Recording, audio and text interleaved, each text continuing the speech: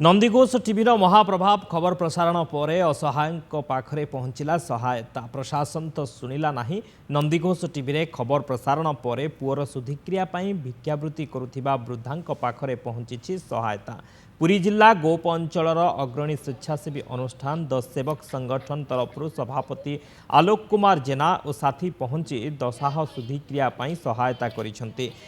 Bhubaneswar commissionerate police रे कार्यरत हाबिलदार ऋषिकेश नायकों साथी माने एकादशारे वृद्धांक घरे पहुंची आर्थिक सहायता सहित राशन सामग्री प्रदान करिसेंती। हैदराबाद रे एक दुर्घटनार शिकार होई चिकित्साधीन लताहरण गाँवर प्रफुल्ल कुमार मल्लिक मृत्यु होता। प्रफुल्ल दुर्घटना पर स्त्री छोट पुओ को नहीं बाप घर को चली जाइथिला।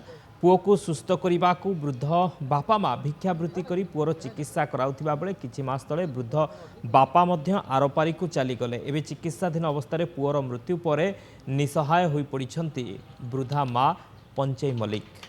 आम नंदीघोष चैनल आम देखिपारू माउसी दुर्दशा समय आम देखिपारू पुओ मरी जाते स्वामी मरी बहुत चलिया बहुत असुविधा।